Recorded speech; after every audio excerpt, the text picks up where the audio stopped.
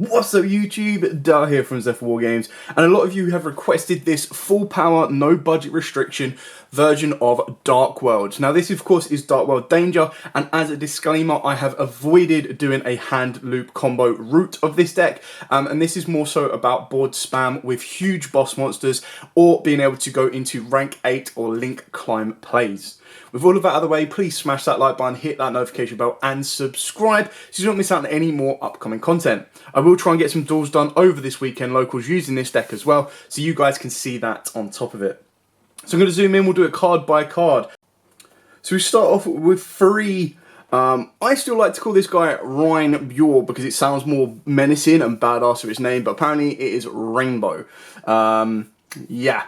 Regardless, this card is absolutely insane for the deck, does so much, it's really, really cool. So you get to special summon it from the graveyard by returning a level 7 or lower Darkworld monster you control to the hand. So it can bounce any Darkworld monster except Grapha, but because Grapha can return any face-up Darkworld, the idea is that you can gain back 2 card advantage, and what I mean by that is this bounces back a level lower, level 7 or lower, and then the Grapha can bounce this back to the hand, which is really, really kind of cool.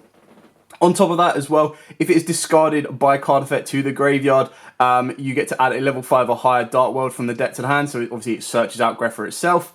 And then if it is discarded from the hand by your opponent's card effect, you get to special on a level 4 or lower Darkworld monster from the deck or graveyard to either field. Now obviously that will help facilitate Cerulli loop, but personally I've avoided that like I said at the start. It's still a kind of cool little mix because giving your opponent Cerulli means you don't need to worry about Gamma, Imperm, Evenly, anything like that. So it is a playable option. It does come down to personal preference. Like I said, try to avoid that because, yeah, we don't want to loop the silver too many times. Then, of course, we are playing triple Grepher. I think 3 is the right number, especially with all the Byseals running around. It's a little bit more risky leaving this card in the graveyard. This, in my opinion, is the choke point for the deck with a Byseal monster. Now, obviously, if the Byseals hit any of the other Darkworlds, you've probably already triggered their discard effect. Yes, they could hit Yugioh or Rainbow, but ultimately hitting Grepher is more damaging because then you don't get the Ascension play. And the idea is you want to activate 1 Ascension to then discard the Grepher to then make your first Dragon Overlord, and then you want to make your plays from that point on. So you need to be able to make sure that you're using your Greffers from the hand first to make your fusion monster rather than getting it to the graveyard. It just gives it a bit more safety. And then one card that I seriously underestimated is Triple Genta. I really like this card. So obviously in the budget profile I only play 2. I now highly advise playing it at 3. The fact that it can just summon itself when it is banished by a card effect, so Allure of Darkness, is great. And its combo with the Gates of the Darkworld is absolutely mental. I love it. So Genta plus any other Darkworld gives you the ability of draw 2 or draw 1 in a search, plus you get a free level 4 on the board. And we know that a card like Abyss Dweller is an absolute Mac Daddy this format against stuff like Tears. So, Triple Genta, really, really must have in my opinion at 3 now. I then got Triple Snow, again a must have. This card searches any Darkworld card, so it searches out any monsters, it searches out any spells, especially now so that we are playing obviously Ascension, which is such a good card for the deck. Yeah, you want to max out on this. I've also now cut Brow down to 2. It's just one of them ones where it was it's nice when you discard it off of a danger effect, because you go, okay, cool, I'm going to replenish. The danger will replenish itself, and then Brow will replenish itself.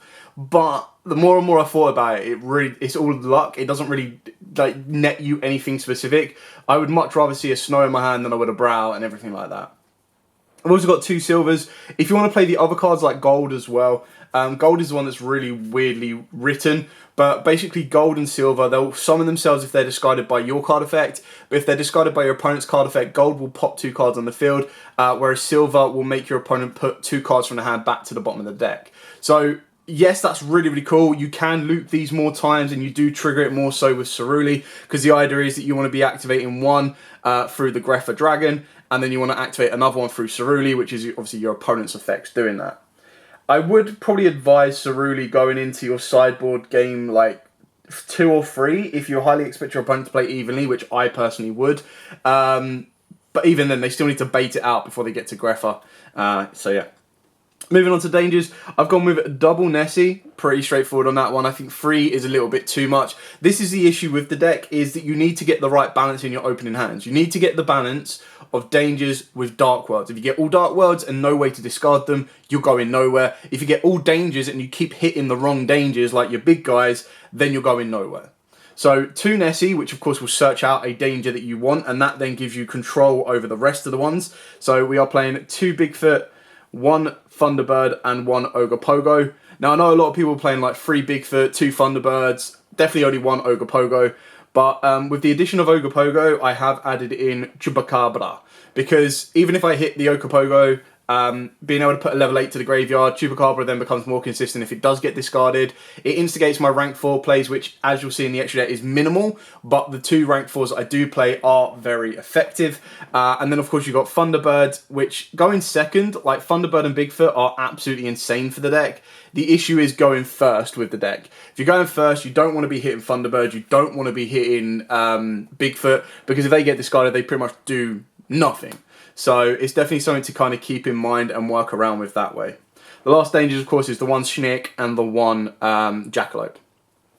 To help instigate my rank 4s, but to help also get any of my theme monsters on the board, I've now maxed out on the Salamander Catalyzer. Now, I think a lot of people aren't playing this because they don't know it exists. And honestly, if it wasn't for Rob, I wouldn't know this card exists. It's a level 4 Fiend, which is absolutely insane. It's a common from Darkwind Blast. You reveal this card and 1 Fiend monster in your hand. You special on one of them and discard the other. When a monster is destroyed by battle or card effect by your Fiend monster, while this card is in the graveyard, you get to add it back to the hand. You only get to use each effect once per turn. But the idea is, I can either activate the effect to summon himself and discard a Dark World, triggering its effect, or I can discard this card and summon out the Dark World. So if I wanted to summon out a Grepher or a Rainbow or anything else, I can do it. It doesn't limit to what Fiend I reveal, as long as I reveal a Fiend, which is what makes this card really, really good, because it gives me rank 4 access, it can help me extend my rank 8 access, it can loop itself back from the graveyard, and it triggers the Dark World. It's basically a controlled danger, which I think is absolutely insane. The last kind of cards that we're playing is the normal summon engine of the Tour Guide with the Sangan and the Neko Main King. Now, obviously, you don't have to play the Tour Guide route, but when you look at the deck, none of that really needs to be normal summon. Like, none of it gives you a normal summon and then gains you an additional effect, unless you're trying to get a Reinbjorn or Rainbow or a Grepher from the graveyard. And even then, that's something you really don't want to be putting yourself in a position to. So I'd much rather normal summon Tour Guide. Now, obviously, you do have a couple of issues. Is if you open up Sangan, that sucks. But if you open up Sangan with nothing else, you can normal summon a Sangan, link it off, and then go from there. The idea is that you want to be getting to the Neko Main King. Now, you can rely on it by drawing it off of the back of dangers, allures, trade-ins, everything like that. If you do draw into it, you go, cool. But the issue is, when you do draw into it, you kind of want to go, right, I really don't want to be using any more of my dangers. So, at least with the Tour Guide control, you normal summon, you deck thin. It gives you 2 monsters on the board. It can bait out multiple hand traps as well. You can then put these into a Link 2 or climb even higher as with other monsters as well if you want to. And that will give you the Neko Main King. And then, obviously, spoiler, we are playing Saruja in the extra deck. So if you do open up any of these, you can get to Saruja, put them back, and then go again. And the last ones we play is Blackwing Zephyros the Elite. This card's nuts. Like, you discard it with any of your card effects, you get to bounce any of your cards back to the hand. So you get to recycle a danger. It's just absolutely mental in this deck. And then for the spells, we are playing 2 Allure, 2 Trade-In, and 2 Gate. So this is kind of like your mix of draw power and everything else. So the Trade-In, because we've got more level 8s, we have so many more targets. I know a lot of people don't actually want to be activating Trade-In on a danger. But if you get yourself into a position where you're like, okay, so I've opened up Neko Main King, I don't want to reveal this danger, or I'm going second and I've opened up a level 8 and trade-in and I want to pop this interruption before they do anything, then you get that ability to do so, or you bait out that interruption and then Bigfoot or Thunderbird will try and deal with it. So I think it's a kind of a really nice kind of interaction which works well. Allure of Darkness, obviously the best benefit you'll get is banishing a Genta off of it. You can, of course, use the Genta to search out Darkworld and do the exact same thing, but it really depends on which route you want to take it. And the double Gate, we're playing 3 Genta. You technically have 5 copies of Gate in your deck. Yes, they're not hard once per turns to banish and draw, but Genta is, and you want to be careful on how much you're actually getting rid of in the graveyard and how much you're adapting that way. For the last of the cards, I've now cut Ascension down to 2, and I am playing the 1 Library or the Archive. I feel this ratio works nicely. Yes, you could play 3 Ascension, but the issue is getting multiples of it. Especially when you're playing a danger-heavy version of this deck, where you want to make sure that you are getting loads of monsters with dangers. So like 1 or 2 dangers in an opening hand is ideal with more Darkworlds, because then you just gain advantage and benefits and everything else off the back of that to help you move forward, which is really, really important. So, obviously moving on to the extra deck, we are playing 2 of the Mac Daddy Grapha Dragon Overlord. The effect replacement of this card is absolutely mental. Yes, it can revive itself in the graveyard, which is really, really nice, but it doesn't mean that both players discard a card, but it does give you a 3200 boss monster back. The discard effect is absolutely insane. When your opponent activates a normal spell or trap or a monster effect, you get to turn that into you as the turn player discard a card, so it triggers the second effect of your dangers, which is absolutely mental. Moving on to the XYZs, we are playing 2 rank 4s in the form of Abyss Dweller and Baguska. Yes, we aren't playing Daguerreas. This is something that I will show you what you can swap it out for, but you've basically got a shifter or a slow game protection play, and then of course you've got the Dweller to deal with any graveyard effects. For your rank 8s, we've got the 1 Coach King and we've got the 1 38. Now, a lot of people were screaming at me to play this deck, or play this card specifically in the deck. And at the time, in the budget version, you weren't really going heavy on the level 8s. Whereas now, with the addition of Ogopogo and Chupacabra, you've got more consistent ways of getting level 8s to the board in order to successfully resolve this. You just need to be very careful, because being able to make this, you're using 3 monsters, he will be your 4th summon. Whereas in the past, if you were worried about something like Nibiru, you could ultimately put 4 into an Appaloosa. This card is really good though. It is a 3 per turn effect, and it requires 3 level 8s. You detach a material to draw a card and reveal it. If it is a monster, your opponent burns for 800, which is great because it gives you a 2400 burn damage win con in time. Off the back of that as well, if it is not, you get to you still get to add the card to the hand, they just don't take the burn. You can't conduct the battle phase the turn you activate this effect, so keep that in mind. If you activate it going second, you cannot attack. Very, very important, because you will get a game loss if you do that, and they can't repair the game state. For the Link 2s, we've got the 1 Dart the Dart Charmer, the 1 Muckracker, and the 1 IP Masquerena. Now, Dart the Dart Charmer is one that can be swapped out, but specifically for the locals this weekend, I expect there to be a lot of Darkworld running around, and I expect there to still be tier elements, so this card is near invaluable in that matchup. Muckracker is incredibly good. Just remember, it locks you into Fiends, but because it does lock us into Fiends, we still have a way to climb up into Unicorn, discard a card, spin a card, do everything we need to do as well. Then, obviously, for our Link 4s, we've got the Aggressor in the form of Access Code, we've got the Defender in the form of Appaloosa, and we've got the Extender in the form of Saruja. Now, Saruja is actually really good in this deck.